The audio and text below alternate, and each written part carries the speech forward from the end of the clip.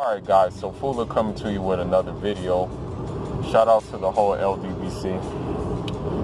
So on this video, man, I kind of want to talk about, this video is kind of twofold.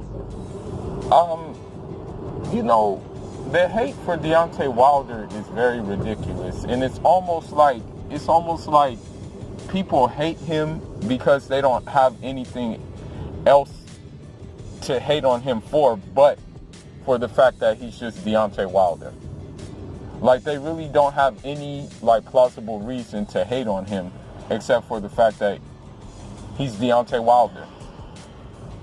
So, Mike Tyson came out and said Deontay Wilder hasn't fought anybody. According to him, he really hasn't had a real challenge. If you didn't know, Mr. Tyson, the heavyweight division is not really a division that has a lot of challenges right now in this present time. We apologize that Deontay Wilder wasn't fighting in your era, Mr. Tyson. Because if he was, I think he would gladly take on you and probably sleep you as well. I can see you coming in with the peekaboo style and getting caught with a check uppercut. Okay? Second thing. Deontay Wilder fought the guys that many people would not fight. Deontay Wilder fought Luis Ortiz, who we know Anthony Joshua ducked, who we know Dillian White ducked, who we know at the time was considered the boogeyman of the heavyweight division. Deontay Wilder fought him and didn't even have to fight him. He was not ranked in the WBC, but Deontay Wilder took that challenge and decided to fight him, and he was successful. Now, let's fast forward. Deontay Wilder fought a fighter by the name of Tyson Fury, aka the Gypsy King. That's who he fought, right? Now, granted, he got a tie in that fight. Whichever way you look at it, I can see a tie being a fair decision, or I can see him with the knockout being a fair decision, because after all, he did knock him out. Now, was the count long? That's up for debate. Many people will say yes, the count was long. So there's no basis to what Mike Tyson is talking about.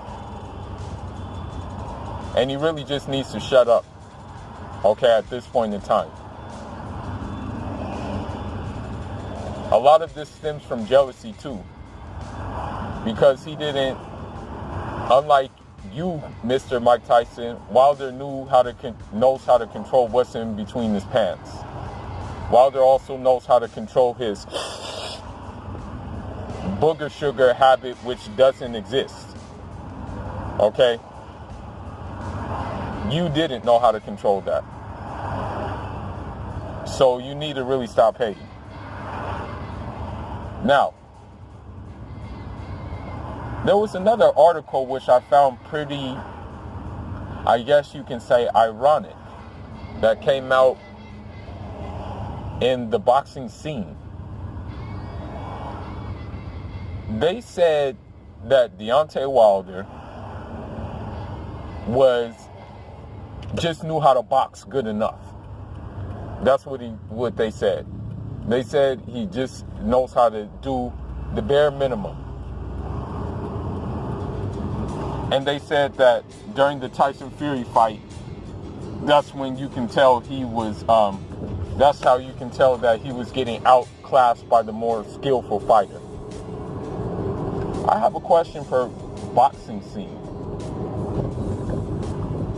Dear boxing scene, if you watch the fight again, will you not realize that most of the punches that Tyson Fury was throwing were landing on the glove? Some were getting through, but for the most part, most of them were landing on the glove. Dear boxing scene, do you realize that Tyson Fury did not really throw that many power punches in that fight? Do you realize that Tyson Fury didn't really go to the body in that fight because he was afraid of what was to come if he tried to go to the body? Do you realize in that fight, boxing scene, that Tyson Fury was kind of gun shy? I don't know if you realize that, but if you didn't, watch the fight over again and then rewrite the article that you wrote. Sure, Deontay Wilder might not be the most technically sound, most fundamentally sound heavyweight. Sure, Deontay Wilder may not have, as you say, textbook boxing skills. But did he not outbox Tavern the first fight? Did he not win a bronze medal in the Olympics? Although this is amateur, does that not count for something? Does that not count for some boxing ability? Or it doesn't in you guys' eyes? With that being said, Deontay Wilder, I think, falls into the category of he has the LeBron James syndrome, which means that no matter what he does, he will still be hated on. No matter what good he does, no matter what he does in a fair and square manner, he will still have a lot of hate and a lot of detractors who just hate for the simple fact of hating. Who don't hate based on his actions, but just hate based on the fact that he's Deontay Wilder. And that Deontay Wilder has a strong personality. Okay? That's the reason why they will hate him. Right? Now, I want to do kind of like a dream matchup type thing. It's not necessarily like me putting Deontay Wilder against a specific fighter. But I'm thinking, contemplating, wondering, how would Deontay Wilder do against the heavyweights of the past? How would Deontay Wilder do against like the Evander Holyfields, the Lennox Lewises, the George Foremans, the who else is another one? The Joe Frazier's, the those guys. How would he do against these guys? How would he do against like who's another prominent heavyweight to name, basically in that era? How would he do against like a Ali? But before I get to that, to be honest, let's just say we go with what Mike Tyson said. He hasn't fought anybody, right?